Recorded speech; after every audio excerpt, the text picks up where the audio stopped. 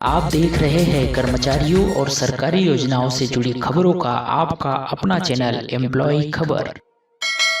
दोस्तों, एम्प्लॉय खबर चैनल के एक और नए वीडियो में आप सभी दोस्तों का फिर से एक बार स्वागत है। दोस्तों, आज के इस वीडियो में हम जानेंगे कि कंपनी आपका वेतन नहीं दे या नौकरी से निकाले तो ऐसी स्थिति में आप किन किन जगहों पर शिकायत कर सकते हैं और लेबर कोर्ट में किस तरह से जो है आप शिकायत कर सकते हैं।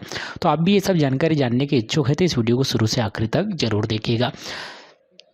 चलिए बात करते हैं वर्तमान में चल रहे लॉकडाउन के इस हालातों को। तो लॉकडाउन के इस हालात को देखते हुए कर्मचारियों को वेतन देने 29 मार्च को जारी किया गया था, जिसमें सभी कंपनियों को यह आदेश दिया गया था कि कंपनियां किसी भी तरह से अपने कर्मचारियों को नौकरी से नहीं निकालेगी और उन्हें जो है अपनी सैलरी यहाँ पर देनी पड़ेगी।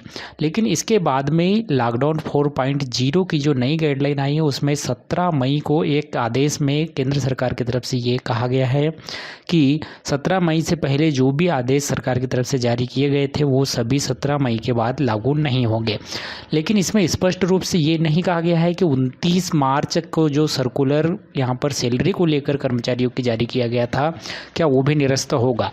यदि ये भी निरस्त होता है फिर भी यहाँ पर कर्मचारियों को जो कि 24 मार्च से लॉकडाउन लगा है, यानी कि मार्च, अप्रैल और मई 3 महीने की सैलरी का हक यहाँ पर इस सर्कुलर के हिसाब से बनता है, यदि सरकार 17 मई को इस आदेश को रद्द कर देती है इसके बावजूद भी। तो अब यहाँ पर कर्मचारी क्या क्या कदम यहाँ पर उठा सकते हैं। सबसे पहले देखते हैं, सैलरी ना मिले इसके लिए ministry of labour and employment की ओर से, मिनिस्ट्री ऑफ होम अफेयर्स की ओर से यहाँ पर 20 नियंत्रण केंद्रों की स्थापना की गई है।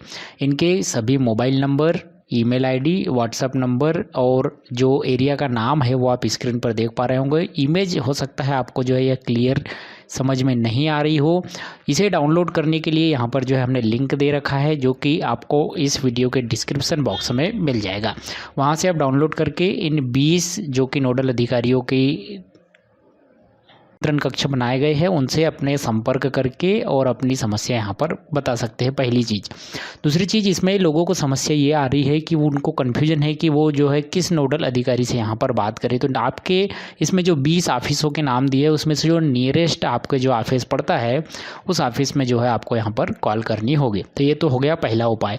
दूसरी चीज़, आपको यहाँ पर यदि आप यहाँ फ़ोन नहीं लग रहा है और अब आपको जो है लिखित में शिकायत करनी है तो कंपनी की कंप्लेंट करने से पहले कुछ बातों को ध्यान में आपको रखना चाहिए, क्योंकि यदि आपने कंपनी के खिलाफ शिकायत की तो हो सकता है ये सैलरी तो आपको वर्तमान में मिल जाए लेकिन भविष्य में वहाँ पर आपको काम करने में काफ़ी परेशानी हो जाती है।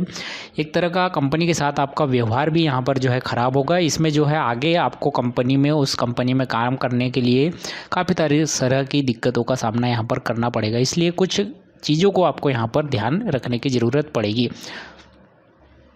कंपनी सैलरी नहीं दे तो कंप्लेंट करने से पहले आपको एक डिमांड लेटर यहाँ पर कंपनी को भेजना होगा, जिसमें आप कंपनी के नियोक्ता के नाम, अपनी सारी समस्या लिखेंगे, कब से कब तक आपने कंपनी में कार्य किया है, किस पद पर आप कार्य है, किस डिपार्टमेंट में आप कार्य है, कितना वेतन आपको मिल रहा है। यदि आपका ज्वाइनिंग लेटर या सैलरी स्लिप आपके पास है तो वो भी अटैचमेंट करके एक डिमांड लेटर आप अपने कंपनी के ईमेल एड्रेस पर या जो है डॉक पोस्ट के थ्रू उनके जो है यहाँ पर भेजेंगे।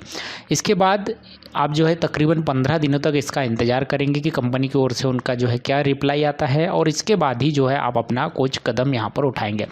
आपने यहाँ पर डिमांड लेटर कंपनी को भेजा तो इसके बाद कंपनी की तरफ से आपको मुख्य तौर पे कुछ रिएक्शन यहाँ पर देखने को मिलेगा। जैसे कंपनी आपको कह दे कि साफ तौर पर कि आपको सैलरी नहीं दी जाएगी।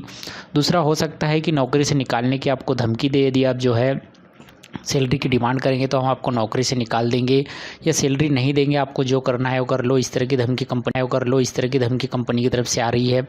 या कंपनी की ओर से आपको कोई जवाब ही नहीं मिला हो, या मौखिक रूप से आपके फ़ोन पर कहा गया हो कि मैं बाद में आपको सैलरी दे देंगे, या आपसे कहा गया हो कि वर्तमान में कंपनी की स्थिति ठीक नहीं है, आपको भरोसा दिलाया गया हो कि आगे जो है आपको सैलरी आपकी मिल जाएगी। तो इस तरह से कुछ कंडीशंस आपकी जो आप लेटर, डिमांड लेटर देंगे उसके बाद यहाँ पर बनती है। इसमें से यदि पॉइंट नंबर 1 और 2 का आपको जवाब मिलता है, यानी कि साफ तौर पर आपको मना कर दिया जाता है कि सैलरी नहीं देंगे, या आपको जो है नौकरी से निकालने जैसी किसी धमकी या गाली गलौज कंपनी की तरफ से, किसी अधिकारी की तरफ से की जाती है, तो आप तुरंत जो है कंप्लेंट कर यहाँ पर कर सकते हैं।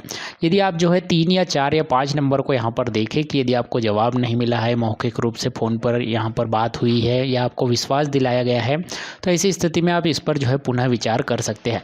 अब आपने यहाँ पर विचार किया है कि कंपनी को आपके जो है कंप्लेंट, आपकी तरफ से कंपनी की कंप्लेंट आपको करनी ही है, तो ऐसे में आपके पास कितने रास्ते यहाँ पर आते हैं। तो पहला तो होता है लीगल नोटिस। यदि आप नियोक्ता और अपने वेतन का भुगतान नहीं करता है तो आप किसी वकील के थ्रू या एडवोकेट के थ्रू उनकी मदद से नियोक्ता को एक लीगल नोटिस भेज सकते हैं और अपने वेतन के भुगतान की मांग कर सकते हैं। नोटिस में आपको वह पूरी जानकारी देनी होती है जिससे वह साबित हो सके कि आप उस कंपनी में कार्यरत कर्मचारी हैं।